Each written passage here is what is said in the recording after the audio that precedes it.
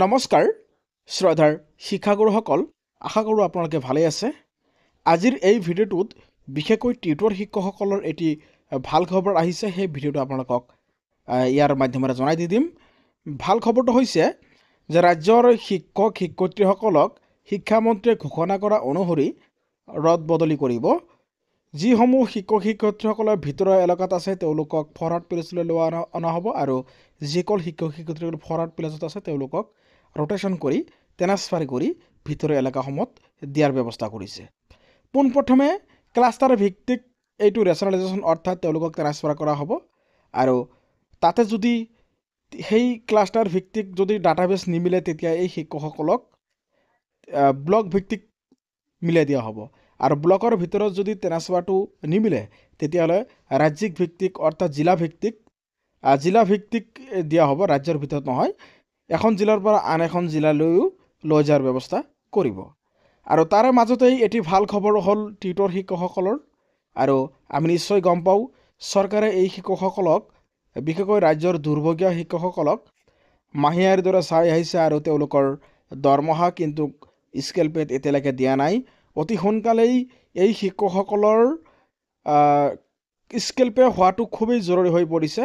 তেওঁলোকৰ কোনো নমচৰ দোহাই দি বিষয়টো জাপি দিয়াৰ ছিষ্টেমত আচলতে পেলাব নালাগে।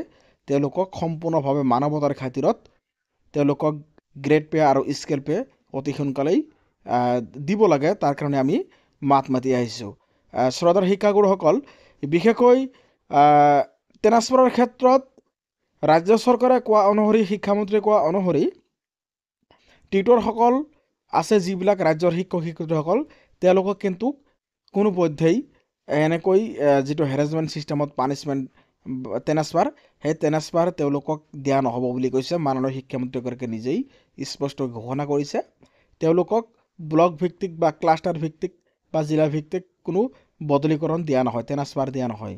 কিয়নো তেওঁলোকৰ যি দৰমহা আছে সামান্য মজুৰিৰ পৰিমাণ দৰমহাৰ ওপৰত ভিত্তি কৰি তেওঁলোকক এই সিদ্ধান্ত ল'বলৈ বাধ্য হৈছে। তেওঁলোকক সম্পূৰ্ণভাৱে শিক্ষক হিচাপে ধৰে যেতিয়া টোটেল টিচাৰ হিচাপে কাউণ্টিং কৰা হয়, তেতিয়া কিন্তু এই টিউটৰসকল যিসকল আছে তেওঁলোকক কাউণ্টিঙত ধৰে, কিন্তু দৰমহাৰ ক্ষেত্ৰত কিন্তু এটি পাৰ্থক্য ৰাখিছে। এই পাৰ্থক্যটো অতি সোনকালেই পৰক, তাৰে কাৰণে আমি প্ৰাৰ্থনা জনাইছোঁ আৰু সকলো সময়ত মাত মাতি আহিছোঁ।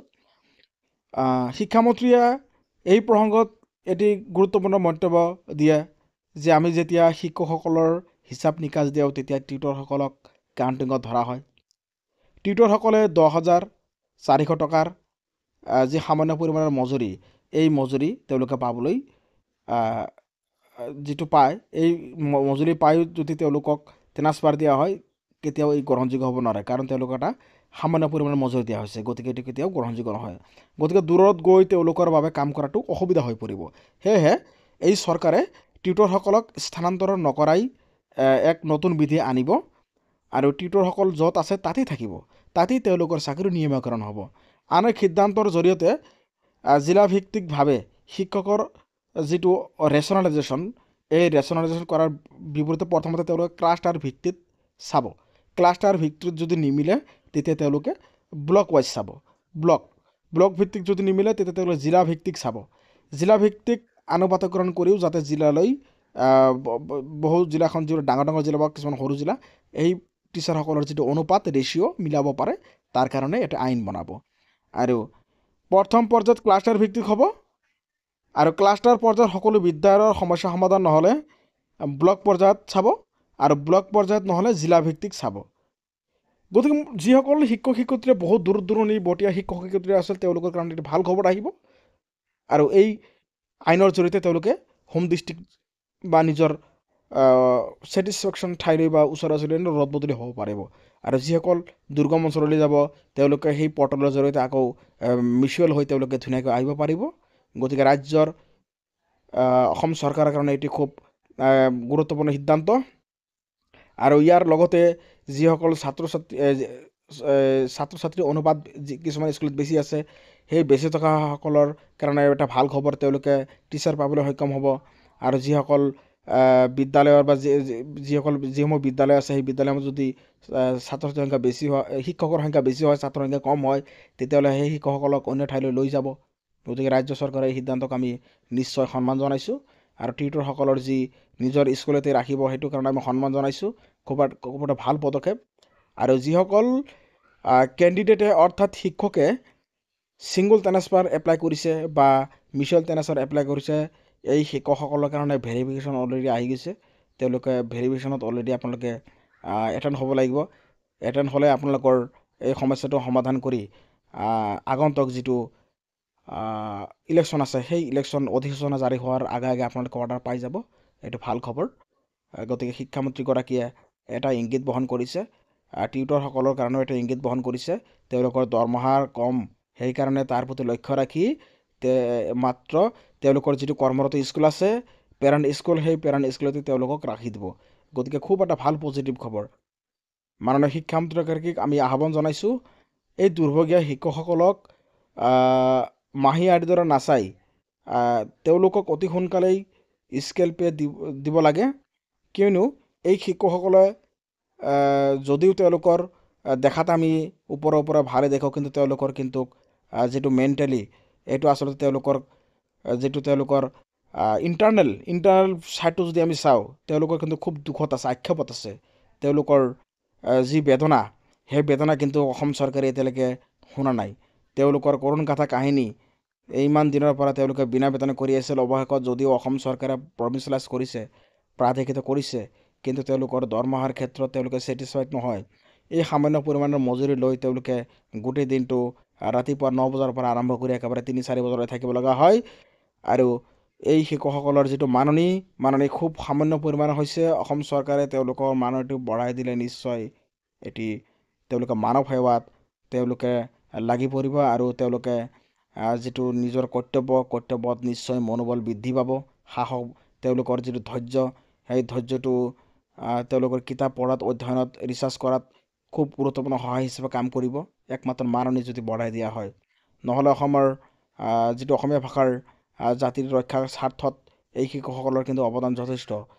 অসমীয়া ভাষা জীয়াই ৰাখিবলৈ হ'লে এই শিক্ষকসকলক আমি ধৰিব লাগিব। আৰু আচল কথাটো হ'ল, ৰাজ্যৰ যেতিয়া শিক্ষকসকলৰ ডাটাবেছ বিচাৰে, এই ডাটাত কিন্তু টিউটৰসকলক শিক্ষক হিচাপে ধৰা হয়, তেওঁলোকক কিন্তু টিউটৰ হিচাপে কেতিয়াও কাউণ্টিং কৰা নহয়। গতিকে আমি জানো কেন্দ্ৰত আমাৰ ওৱান আমব্ৰেলা ওৱান নেশ্যন, সকলো শিক্ষক এটা ছাতিৰ তলত আছে।